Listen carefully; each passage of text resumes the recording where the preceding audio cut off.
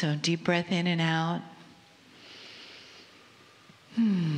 Gently close your eyes and just allow the presence of you to fill you up right now. And hold that space of your chair as heart to heart, soul to soul in this family. We fill the room with love. And everything that has been given today has been given in love. And take another breath together.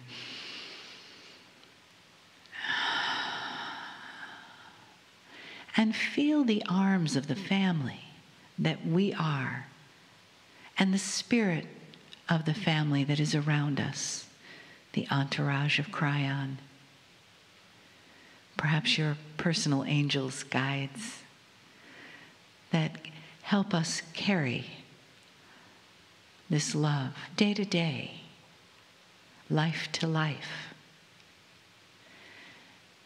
and give us the wisdom to keep making better choices about loving ourselves, having compassion that starts deep within us, bubbles up and out into the world.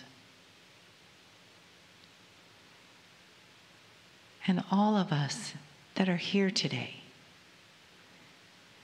receive with the deepest gratitude the love and the messages from Kryon. Greetings, dear ones. I'm Kryon of Magnetic Service. There is so much sacredness here. And the sacredness is generated by the intent of those in the chairs. Anytime a human being will gather with another human being and say, I'm here for one reason, I want to know more. I've heard some wild stories of perhaps things that are beyond my understanding that might change my life, might enhance those things that I would love to enhance. That's why I'm in the chair. And this creates a field in itself. Perhaps there are those of you who could feel that and have felt that and did feel that this morning when you walked in the room. Because of the numbers that are here, there is a field that is generated with intent that is so sacred and so beautiful. And it's seen. Oh, it's seen. You may have heard the premise that when you have a number of people gathered together, that there is enhanced not just abilities and power, but light itself. And with the intent that we are speaking of, it creates a field of light. Now, we speak metaphorically, but consciousness truly is a part of the physics that you study today. Is it too much to imagine that intent could be seen multidimensionally? It might even have a color, dear ones. You're very attractive when you're here with intent like this. There are so many different kinds of intent, even here in the room, even those listening. There's casual intent. I think I'll take a listen. There's intent that wants to cognize everything that is said. I want to know more because everything you've said, Kryon, has either taken place or is happening or is going to happen, and I'm on board. And between those kinds of intent, there's all the shades in between. And dear ones, all of them are appropriate. The one who simply wants to take a look is doing so with free choice. You may take a look and leave and never come back. But in that crack that you took a look, you got to see and feel the idea that you're sacred. And those who wish to cognize what is here and what is coming may enjoy the channel tonight. We told you in the channel before that the title would be this: Who do you think you are? Now that's an expression that humans would often use as an accusation. But the question in the form of the channel tonight is real. And the reason it's being asked at all, right now, the reason, you'll see in a moment. Because who you think you are shapes everything to come. Everything. Let's start this way. Let's start with the objections that some light workers have had about some of the concepts I have presented. And the objections are these: they don't work. Dear Kryon, I've heard you talk for now 20 years, and you've said you must speak to your cells. You talk to your structure, it's listening. And I have. I've got this issue, and I've been working on it, and I talk to my cells, and nothing happens. I've only one thing to conclude: doesn't work. Dear Kryon, I've heard you talk about compassion as being the key to changing those around me, to changing myself, to all of these things. I've tried so hard to be compassionate. Doesn't work. Just doesn't work. Have you got something else? Dear Kryon, I've heard you speak of God inside. I don't think so. Certainly isn't in my life. I'd like it to be. I really would like it to be. I listen to you and I'd like it to be. But then you finish and nothing's there. I'm about to expose you, oh, ones who would ask the questions. And I ask you, who do you think you are?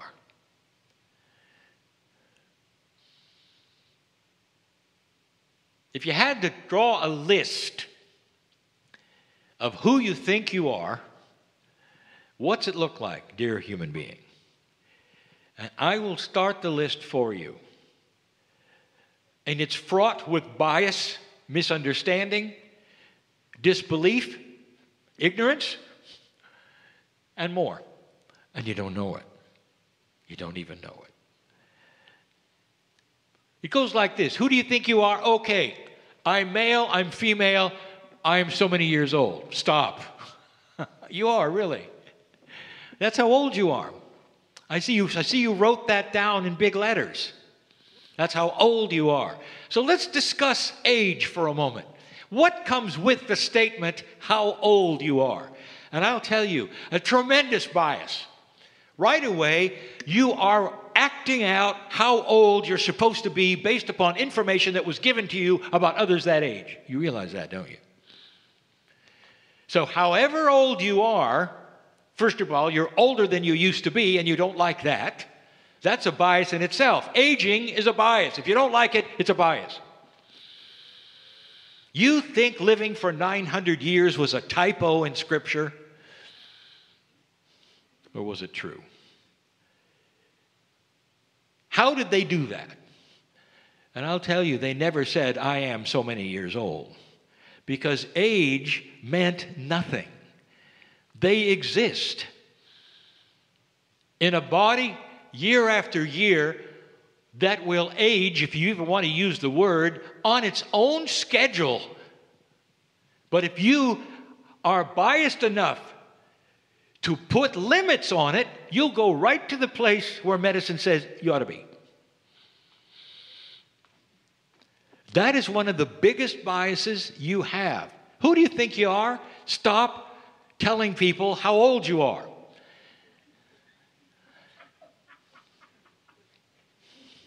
Do you realize what this carries with it? If any of you watch your media, have you watched the ads of how you're supposed to feel at a certain age? And what drugs you're supposed to take at a certain age because of how you're supposed to feel at a certain age? It's programming. You are programmed to age poorly. And I just said it. This doesn't simply come from media. It comes from your parents. It comes from school. It comes from society. If you didn't have a stigma on how old you were, would your chemistry be different? Bingo. Yes. Because consciousness is guiding cellular structure. How you believe is being absorbed by your body and acted upon. I'll say it again. You show up at the restaurant called life, and the menu is there, and you give an order. And then you start aging poorly. Dear ones, your food has arrived. You just ordered it, and here it is. It's as simple as that. It's on the menu, and you ordered it. And so you seem to feel a certain way because you have a certain age. Perhaps you have been told aging is a bad thing. So you continually look into the mirror to see if it's a bad thing. And your body knows what you're looking for and cooperates. It's a bad thing. Who do you think you are? Number one, I'm an ageless human being existing on this planet magnificently. I'm an ageless human being existing on this planet magnificently. And my body hears every single word I'm saying. And my cellular structure is clueless on how old I am. So don't give me a birthday party with candles, because we're not counting. I can't tell you how much that would do for you. Who do you think you are? Well, Kryon, I have a genealogy that doesn't really work for me. You see, here's what's happened in my family. Stop. You have just now told your body that any predispositions it might have with genealogy that is inherited is going to manifest. Period. That's what you told your body. And here it comes. Did you know what has been proven? Your genealogy is not in charge. Oh, it will come with inheritance.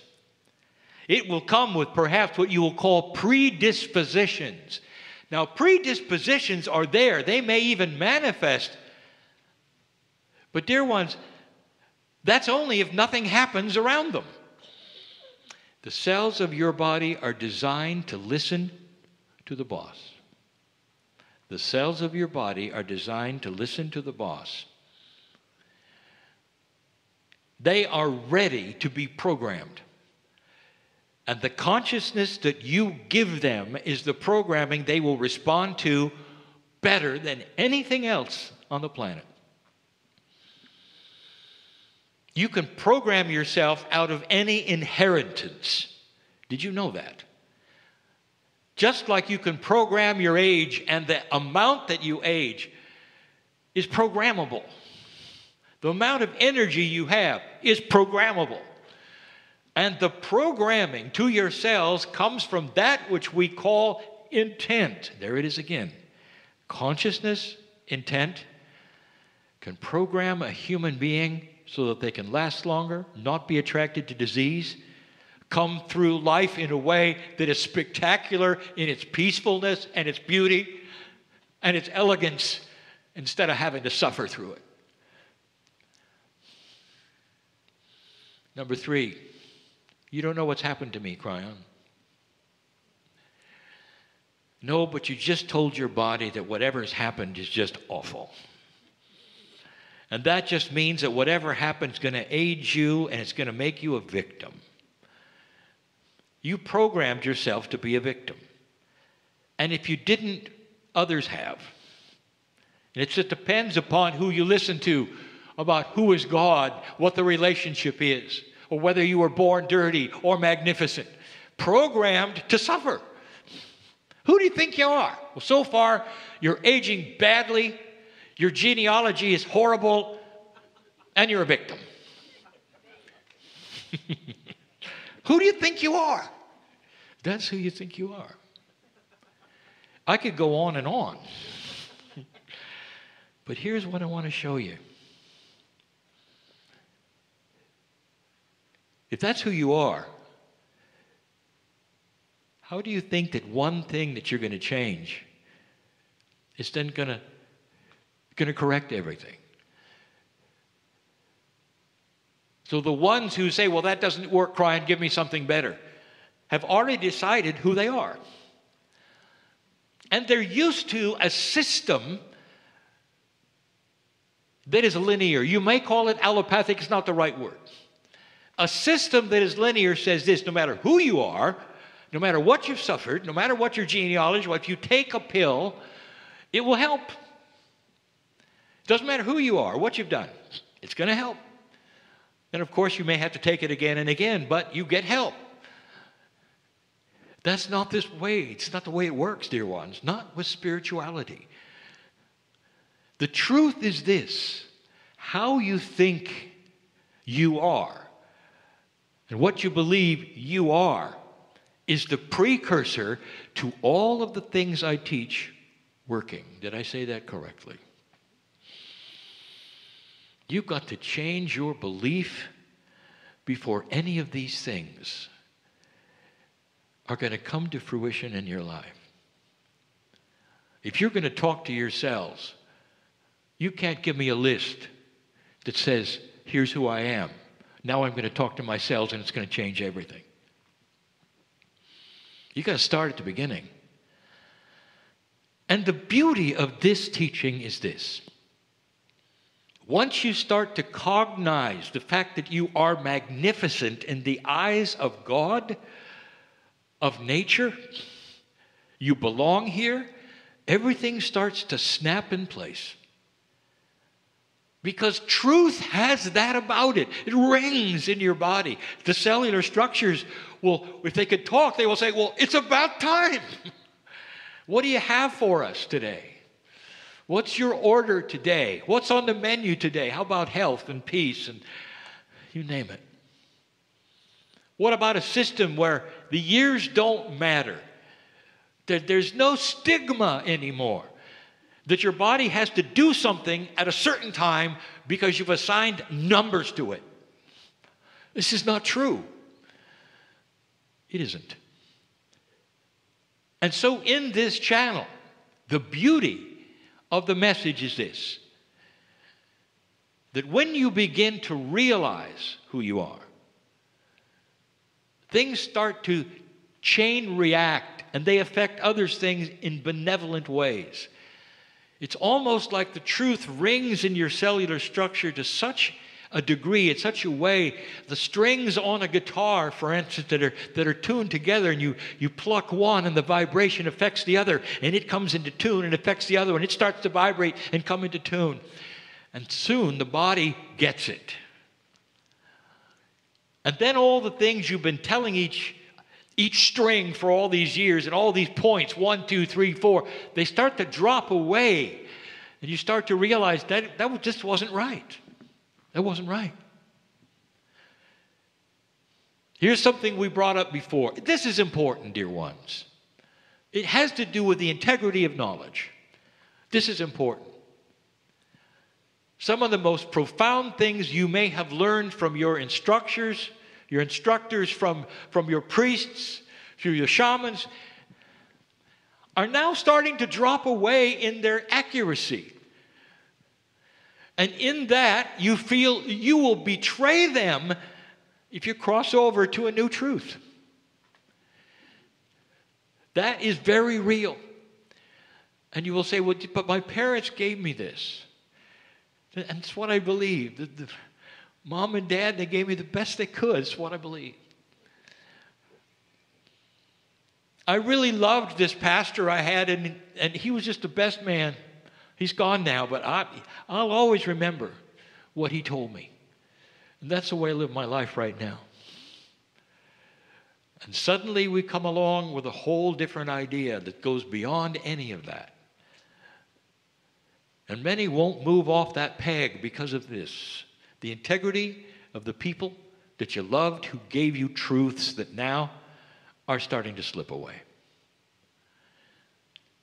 And how do you get through that? Well, there are several ways. Number one, if they're deceased, they now know better. They're here, they're cheering you on. But number two, in your memory, they were giving you in full integrity the best they had. The best they had. And there's nothing wrong with that. If they had what you know today, do you think that they would give that to you? They would. So there's nothing shameful at all or betraying about moving forward and accepting a bigger truth. You control your biology. You control not only how you age and how fast you age, but what happens chemistry as you age. This is so important because part of the scenario is how disease would attach itself to you. I've told you before that as human consciousness starts to evolve to a higher level, it will change the entire body. Because all of your cells are receptors and listening for instructions. And a higher consciousness will give higher kinds of instructions. And in that, eventually, there will be a body that will not accept disease because it's smarter than it used to be. You all understand that you have something called the smart body.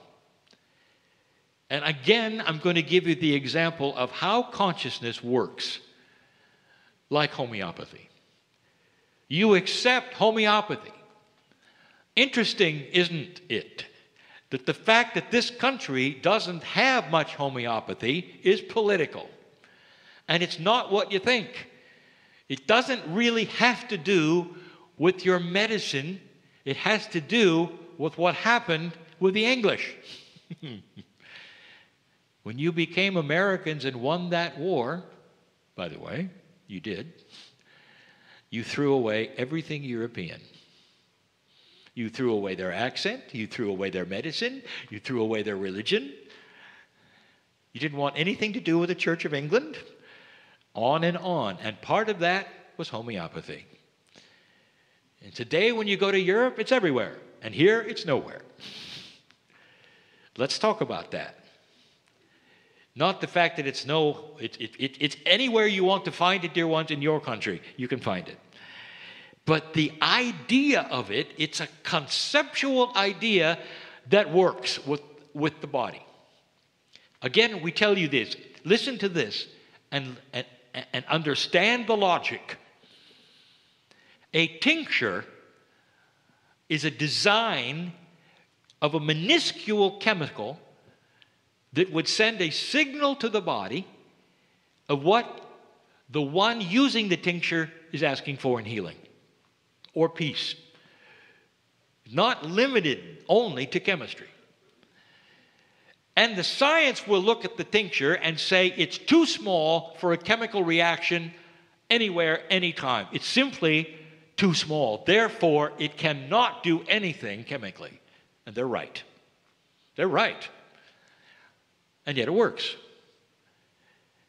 So here is the answer to why it works and the truth about it, which will tie right into the theme of who do you think you are? A tincture under the tongue is an instruction set that's designed that under the tongue, sublingually, the body receives and acts on. Did you get that? So no chemical reaction. It is an instruction set, elegantly designed as that which is instructions to the body on what to do. And then the body does it. And homeopathy works. All right, turn the page. I've just shown you something. I've just shown you proof. The body is listening.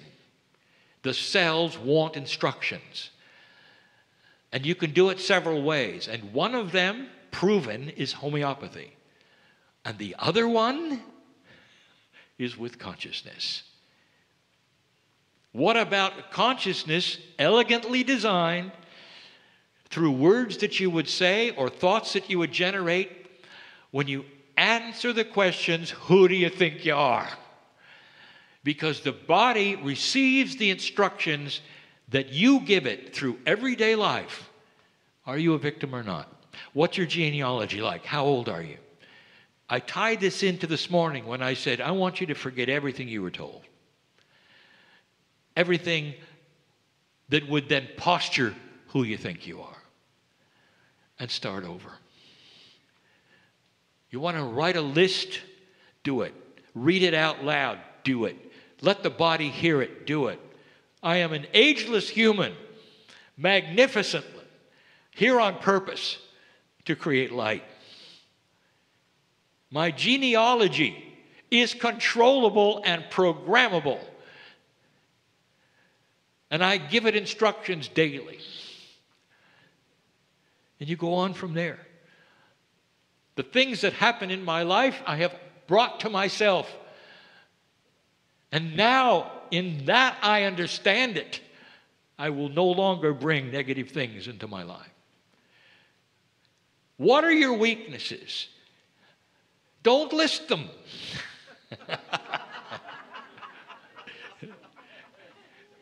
I am afraid of this or that. And instead, you will say the opposite. These are things that used to bother me, which I have conquered. And your body hears it and sees it. And they are simple things. They're habits that you can cure instantly. As easy as my partner did with being seasick all of his life. And in one session, he was no longer. Dear ones, this is the power you have. And it's not simply about ridding yourself of some awful disease. It's everyday life. One of the attributes you might say, I get angry easily. If you said that and you think that's you, you will get angry easily. I have buttons that people press when they talk about religion and politics. My mother bothers me. I have trouble with my family. And the body hears it all. That's who I am. Who do you think you are? That's who I am. And you think you can come to a meeting and hear something about how to correct this or that and try it and it's going to work? It isn't. Until you start knowing who you are. Coming along with the program shouldn't shock you. Truth is beautiful. You're none of those things you thought you were. And the idea of having trouble with this person or that person is reprogrammable. Honestly, I want you to try it. We've said this over and over. To walk into the cauldron of drama that used to bother you with a new attitude and watch what happens when you tell your body, these things are not going to bother me or hurt me. I'm going to have peace and I'm going to see God in those people. That's what I'm going to do. And it takes practice, doesn't it? But it works. Have any of you noticed that when you start doing that, the people that bother you leave? Because they're not getting the reaction anymore. If they can't leave because they're related, they stop bothering you. Because they're not getting the reaction anymore. You've disconnected the button. And so you can stand there and start erasing the things on your list. This person bothers me. I can't do this. I can't do that. And pretty soon you see you have a clean slate of magnificence. And you start to realize, I'm in control. I really am in control. And then you can start talking to yourselves, and then you can start doing the things that we have told you about over and over that work, and they work, and they work. But you can't just walk in as a victim with diseases, knowing their genealogy is awful, aging badly, and expect to plug in these things and have a miracle. Is that offensive to you? Or does it make sense? The biggest one, I said 4 times already. I am born magnificent. I'm here on purpose. I'm here for a reason. I can manufacture light. If there are enough like me on this planet, we'll all manufacture light. And the whole planet is going to change. What about that? Maybe you came here today to hear that. Who do you think you are?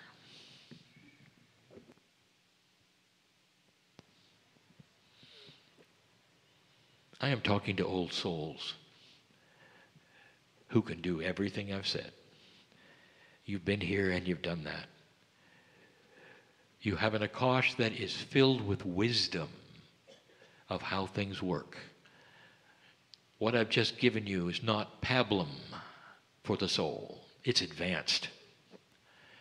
But I'm talking to those who I should be talking to, who know of what I speak.